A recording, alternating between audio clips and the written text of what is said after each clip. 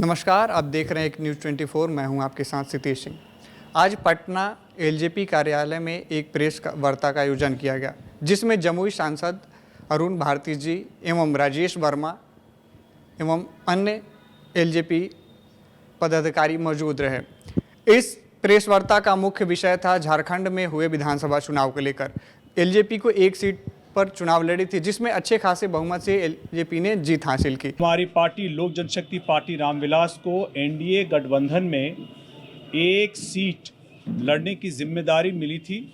एक प्रभारी के तौर पे इस कठिन परिस्थिति में भी हम लोग उस सीट को एक बड़े अच्छे मार्जिन से जीत करके आए हैं और वहाँ जीत हासिल करने के बाद हम लोगों ने क्या क्या चुनाव के मद्देनज़र वहाँ रणनीतियाँ तय की थी, हम लोगों ने किस तरह से कार्यक्रम को किया था और चुनाव लड़ने के लिए जो भी नीतियाँ तय की गई थी उसकी जो सफलता हुई है, उसके मद्देनज़र हमारे राष्ट्रीय अध्यक्ष और केंद्रीय मंत्री श्री चिराग पासवान जी ने बिहार में भी आने वाले विधानसभा चुनाव 2025 के मद्देनज़र यहाँ का प्रभार सौंपा है। विधानसभा चुनाव के मद्देनज़र हर जिले में प्रवास करेंगे और हर प्रवास के दौरान हर जिले इकाई उनके प्रकोष्ठ की समीक्षा होगी और जहाँ जो भी त्रुटियाँ होंगी, कमी होगी, उसको पूरा करने की जिम्मेदारी पूरी हमारी टीम की होगी और खास करके कुमार सौरभ सिंह जी की होगी। ऐसे में हम किस किस विधानसभा में चुनावी अपनी तैयारी करेंगे और हमारे कौन संभावित प्रस्तावित उम्मीदवार हो सकते हैं, उनको भी चिन्हित करने का जो प्रभार है, जो जिम्मेदारी है, वो राजेश वर्मा जी को दी गई है। और इसको लेकर के अंत में जो फैसला होगा, हम लोग सामूहिक रूप से हमारी प्रभार की टीम उस फैसले को अपने राष्ट्रीय अध्यक्ष जी को रिकमेंड करेगी और अंतिम निर्णय इसमें हमारे राष्ट्रीय अध्यक्ष श्री चिराग पासवान जी का होगा। इस यहाँ की चुनाव को लेकर के हमारी बैठकें शुरू हो गई है, तैयारियां शुरू हो गई है।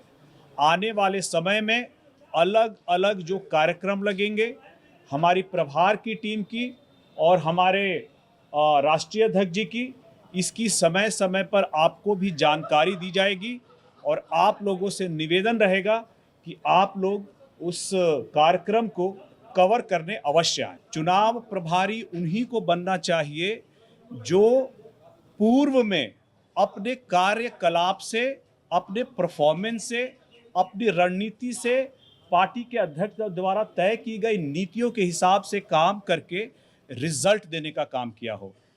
हमारी पार्टी में जब मुझे झारखंड का प्रभारी बनाया गया था, उसके बाद से जो रणनीतियाँ, पार्टी की नीतियाँ, कैसे कार्यक्रम लगेंगे और इन सब विषयों पे हम लोगों ने झारखंड में जो डिफ़िकल्ट, टफ, कठिन चुनाव था, उसमें भी अगर हम लोगों ने अच्छे मार्जिन से जीत हासिल की, यानी कि इस चीज़ की काबिलियत और योग्यता हम में थी और इसीलिए चिराग पासवान जी ने बिहार चुनाव 2025 के लिए भी हमारी ही टीम को इसका प्रभार दिया है।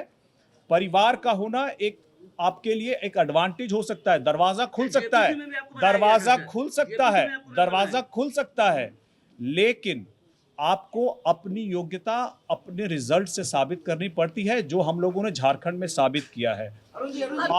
अब जेपीसी पे मैं आपको बता दूं, जेपीसी पे भी उन्होंने मुझे इसलिए भेजा क्योंकि हमारे जितने भी हमारे हम लोग मुश्किल से 4 सांसद थे जो हर कमेटी में जा सकते हैं।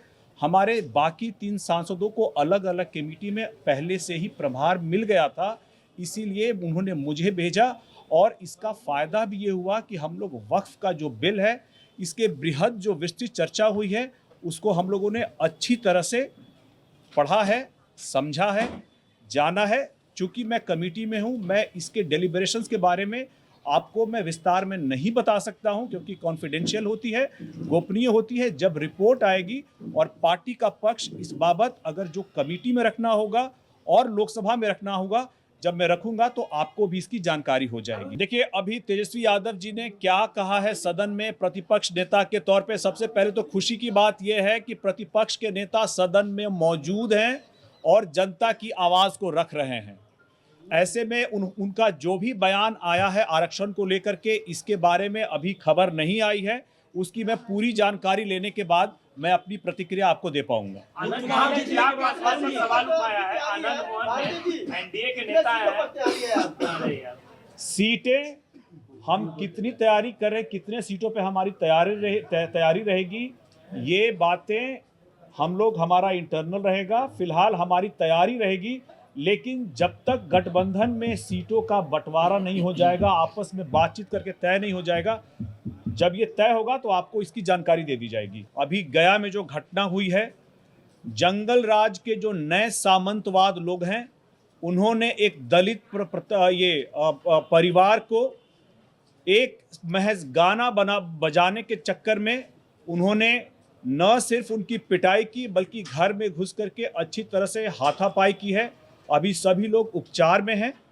हमारी पार्टी से संजय पासवान जी, जो हमारे प्रधान महासचिव है, उनके नेतृत्व में एक कमेटी गई हुई है इस घटना की संज्ञान लेने के लिए, और इसके बाद उन सभी लोगों से मिल करके बात करके जो वो रिपोर्ट सौंपेंगे, उसके बेसिस पे हम लोग चाहेंगे कि तुरंत उस पर कानूनी कार्रवाई हो और जो भी लोग इसके लिए जिम्मेदार हैं उनको और उन पे उचित कानूनी कार्रवाई पुलिस करे।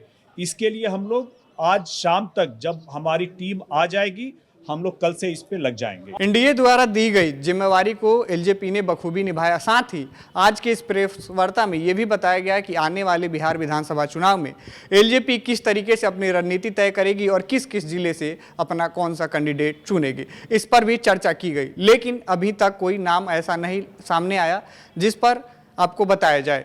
लेकिन अभी चर्चा चल रही है एलजेपी में कि किस जिले से किस कैंडिडेट को उतारा जाए, जिसको लेकर आज चर्चा की गई। साथ ही आने वाले बिहार विधानसभा में क्या कुछ नई अपडेट हैं एवं राजनीति है, इसको लेकर हमारे साथ जुड़े रहिए और देखते रहिए एक न्यूज़ 24।